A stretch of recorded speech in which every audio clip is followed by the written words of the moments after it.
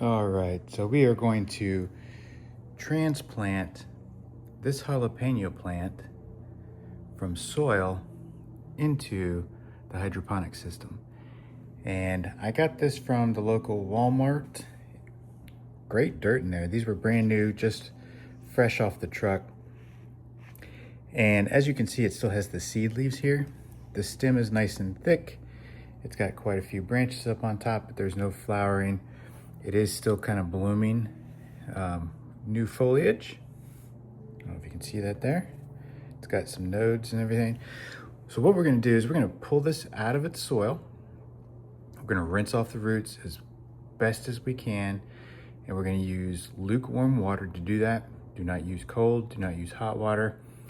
Once we've done that, we're upstairs in the kitchen. So once we've done that, we're going to put a little bit of water in here, put the roots in the water and take it downstairs. We will then use the hydroponic bucket with a very, very mild fertilizer solution. And we'll talk about that once I get down there. But I'm gonna go ahead and get these roots cleaned up and start the next phase. All right, so you can see all of the dirt that's still left on those roots after pulling it out of that pot. So we're gonna go ahead and rinse these off. All right, so we're getting the bucket ready for the transplant. And as you can see, I've got the hose installed. That is kind of your fill hose in a sense. It shows you where the water level is, and that's about where you want your water level.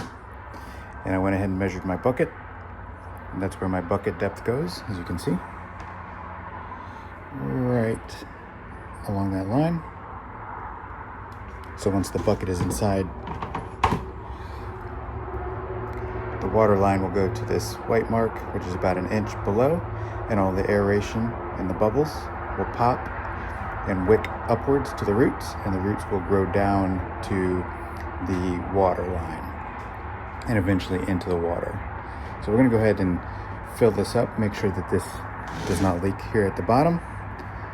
And yeah, we'll get this project going. All right, so here we go. We got our light on, fans are on, got our plant down here, got half the net pot filled, and we got about 3 gallons of water in our 5-gallon bucket. And we are gonna be using the master blend. This is actually for tomatoes and vegetables. Specifically for tomatoes, that's why I got it, but it says it's for vegetables too. So we're gonna go ahead and use this with our jalapenos. Now, because this is for 5 gallons of water, and I've got only 3 gallons in here, I'm going to reduce this down. And because this is a seedling / young plant, I'm going to use the 25% strength. So for my 3-gallon bucket, that equates to 2 grams of the master blend, 1 gram of the Epsom salt or the magnesium sulfate, and then 2 grams of the calcium nitrate. It's a little bit less than that, but I'm rounding it up to the nearest to make it easy. So 2, 1, 2. And I'm gonna go ahead and get that mixed up, get it dissolved in there, and we'll be moving on to the next step. So let's talk deep water culture. And basically what that is it just circulates oxygen at the bottom of the bucket in the water, and it bubbles up and it hits the hydrogen that's in your net pot that feeds the roots of your plant. So let's talk pumps. This air pump is an Active Aqua. It is the AAPA3, and it is a 2-liter pump. All right, but the best thing about this is it's got its own little control. So you can actually control how much air comes out of this pump, and it's really quiet. What you're probably hearing is the AC in the next room and the fans in this, but you can't hear this pump unless I get really close to it. So the next thing we're gonna do is we're gonna hook up the air hose, which is just nylon tubing. You can get this at any pet store that sells fish or aquariums. You could probably even get this at your local Home Depot or something like that. I prefer black That way it prevents algae and light from getting into the bucket. And the way I do this is I drill a hole right there that is the size of the vinyl tubing. So what I'm going to do is I'm going to end up feeding this into the tube into the hole here, just like that, smooth and snug. That way there's no light leaks in here getting into the water in the bucket to create algae. Now, you don't want to just leave the tube in there. You need an air stone, right? So here's a little rule of thumb for you. The tinier the bubbles, the more air and oxygen you get into the bucket. Now this is up for debate, but some people prefer big bubbles, some people prefer the small bubbles. But believe it or not, the small bubbles create more surface area, and that's why I like this stone right here. This is I think this is a 4-inch premium air stone. So you can see it's super fine, which means the air that comes out of this are going to be fine bubbles. This is not your fish aquarium decor style stuff, right? So this is actually by Pawfly, and if they still sell these, this is a box of 2. This is the large size.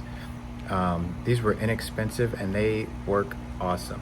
I've used all kinds of stones and these were the best by far. So I will put a link in the description if they are still available on Amazon, because that's where I purchased them. So yeah, absolutely, this is awesome. In fact, I highly recommend them. I am not sponsored by them. I just really actually love this product. I've used them for decades. So we're gonna go ahead, we're gonna attach this to this end of the hose, drop this down in there, and we'll hook it up to the air pump, and I'll show you what it looks like. All right, so as you can see, there's my air pump way over there. I got a long tube. The longer the tube, the better for me, because that means I can move my bucket around without pulling the air pump out of the corner, which is of course plugged into an outlet. But check this out, look at all those bubbles, right? And so when those bubbles pop at the surface, they actually get the hydroton wet, and this wicks up to the roots. And if you watch some of my other videos in the past, I'm not even sure if they're still on the channel, but you can actually increase the growth of your plant by reducing the amount of wicking that happens here, which makes the roots grow towards the water faster to get that water, and the plant explodes. But there's a certain time that you do that, and we'll discuss that later on in the grow. But right now, we're gonna go ahead and move forward. I've got this net pot about half full with hydroton. I'm gonna put it on top of the bucket.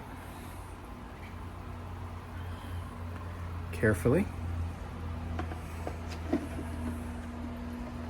Get that hose out of the way. Get a nice snug fit. And now my plant has its nice damp roots. It's been sitting there for about 30, 45 minutes, maybe even an hour. And I'm going to fill this up. I want the hydroton not to the very top, but probably like right in here, just above where the netting is. And then I'm going to make sure that the roots in the plant are stable. I am probably going to even bury that seed leaf just to give it some flexibility, and then we'll go from there. So stay tuned. All right, so there we are.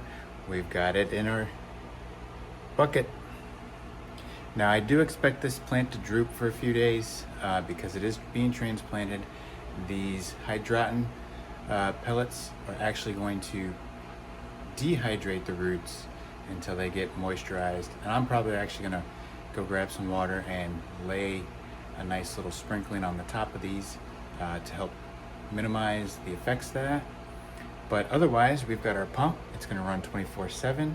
Our lights are on an 18-hour on, 6 hours off cycle.